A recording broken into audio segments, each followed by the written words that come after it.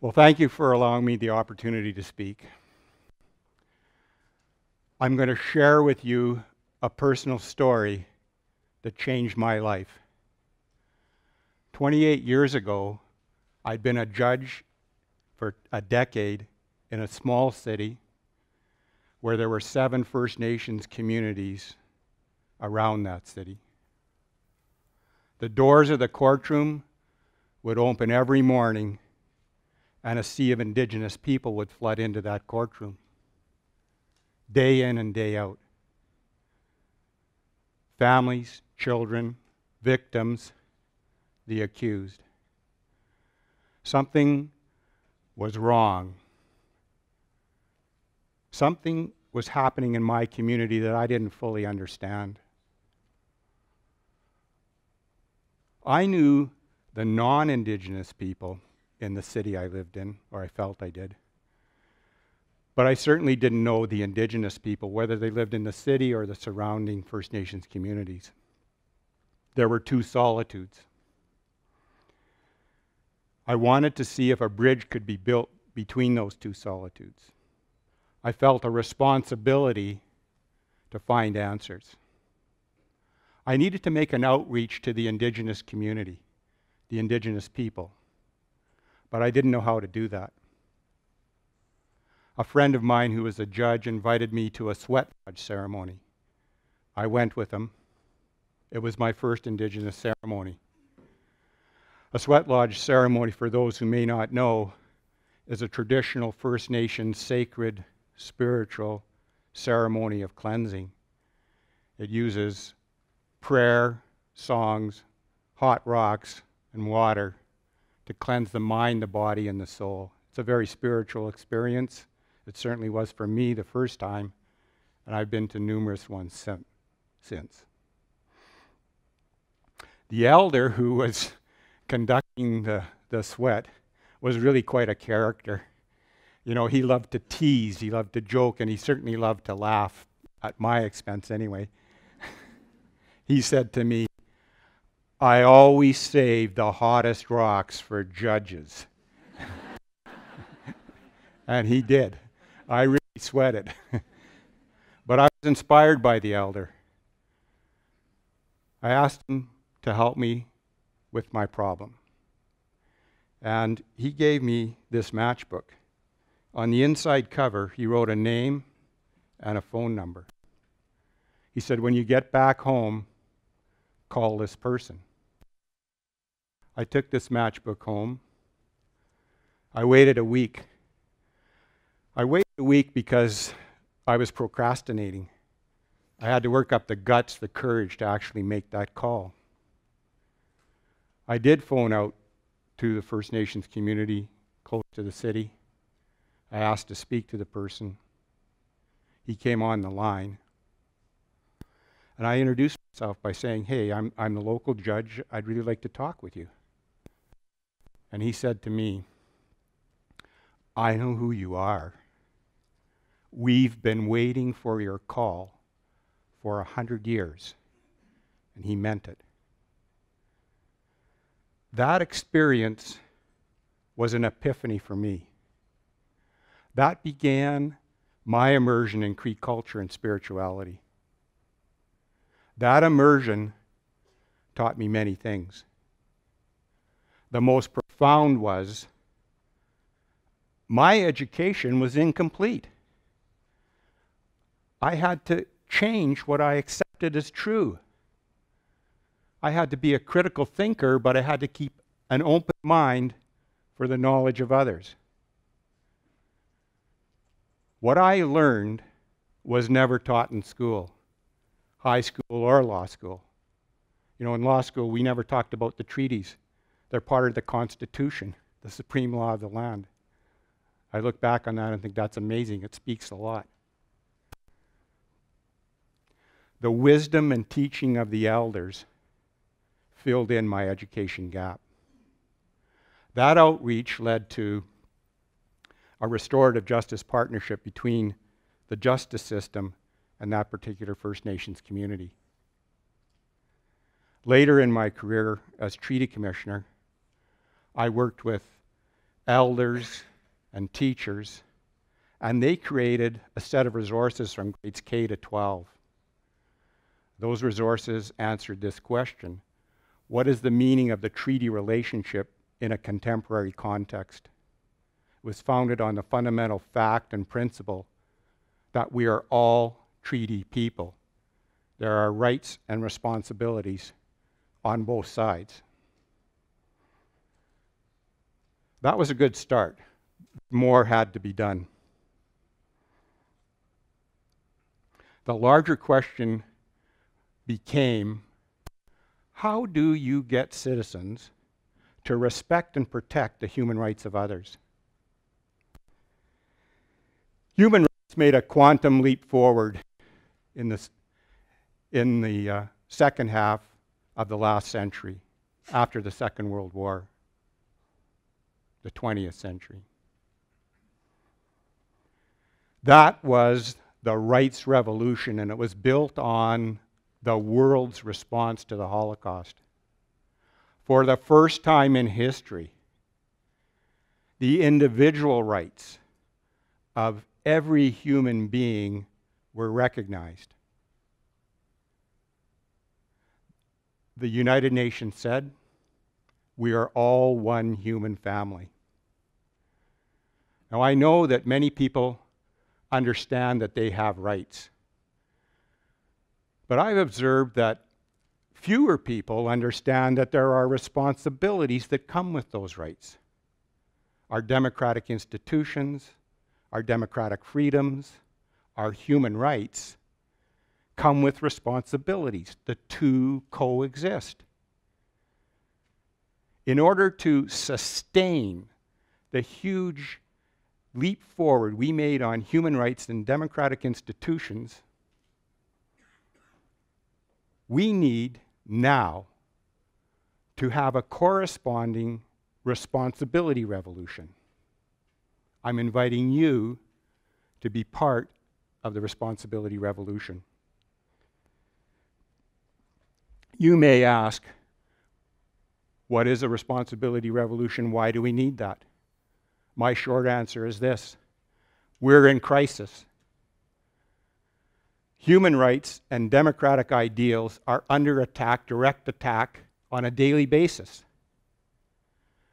Racism, hatred, and populism are on the rise everywhere.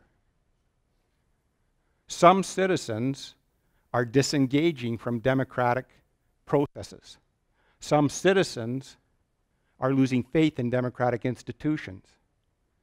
Some citizens accept half-truths and simple answers to complex questions. Democracy is vulnerable. Socrates knew that without an educated citizenry, democracy would devolve into demagoguery. And by educated, he meant an informed and engaged citizen. Democracy, in fact, is fragile. Some citizens take our democratic institutions, our democracy, our freedoms, our human rights for granted.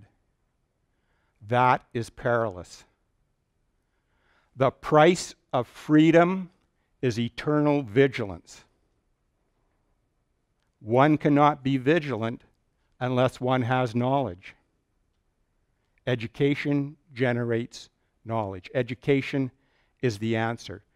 Education is the only effective, reasonable tool we have to deal with the crisis that we're in. Education offers an opportunity to make a better world. Education is the engine of democracy. We need to fuel that engine. The tank is low, the time is now. Traditionally, education is always focused on getting a job, a vocation, based on numeracy and literacy. We call that the old 3 R's of education: reading, writing, arithmetic. We need a new pathway in education, a new space, an equal space, a new component, the social component, citizenship education. We call that the new 3 R's: rights, responsibility, and respect. This is a recognition that the education system has a significant role to play in creating the whole citizen. We need resources. We need resources in grades K to 12 that answer these questions. What does it mean to be a citizen? What are the rights of citizenship? What are the responsibilities that come along with those rights? And how do you build and maintain respect for every citizen, no exceptions? Why? Every human being is someone's child. Every child, every human being deserves equal moral consideration. What do we desperately need in society? We need harmony. How is harmony built? It comes from respect. Respect is generated by empathy. Empathy is generated by understanding. Understanding is created by knowledge. Education generates knowledge. Education is the foundation for the respect and harmony we so desperately need in society. We need to strengthen that foundation.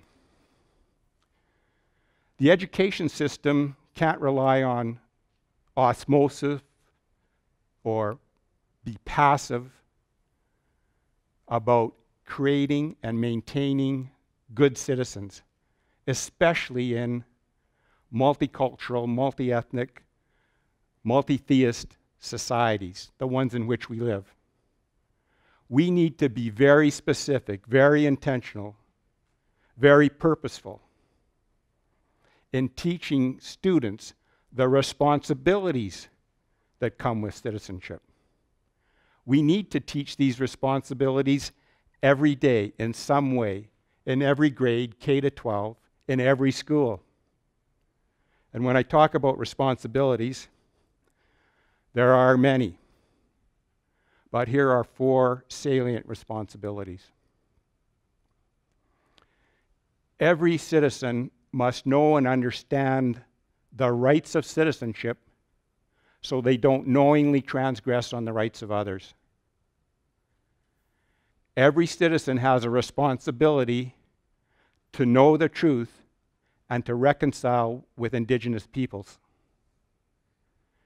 Every citizen has a responsibility to respect their fellow citizens. And by that specifically, I mean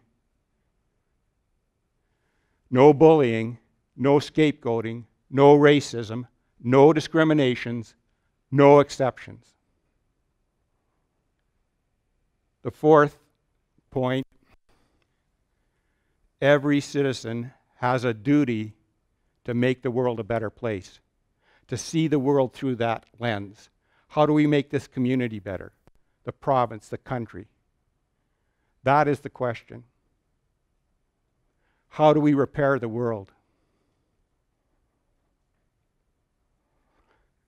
Can you imagine the quality, the caliber of a citizen, a student graduating from grade 12? I can. Those students, those citizens will be empowered, engaged, and empathetic. And they'll need to be, to gear up for what might be the most important race of their lives. To paraphrase H.G. Wells, democracy is a race between education and chaos. Education must win that race. Students need to be in that race. Students armed with the new 3 R's, citizenship education, will in fact be the driving force behind the responsibility revolution. Students are inspired by teachers. Teachers are agents of change. Teachers breathe life into the past, they reveal the present, and they shape the future. Teachers armed with citizenship education resources, rights, responsibility, respect, will nurture compassion, understanding, critical thinking, and respect. I have profound respect for teachers from all of my experiences, with good reason. Teachers create a thirst for knowledge. There's an old saying, don't wait until you're thirsty to start digging a well. I can tell you, we've been digging the citizenship education well for a decade. The resources I speak of exist, and it seems like it's just in time. Why? Because the world is thirsty for a responsibility revolution.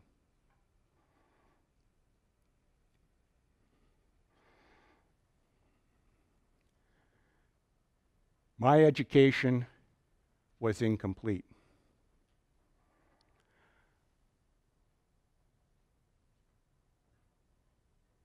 It changed with a phone call.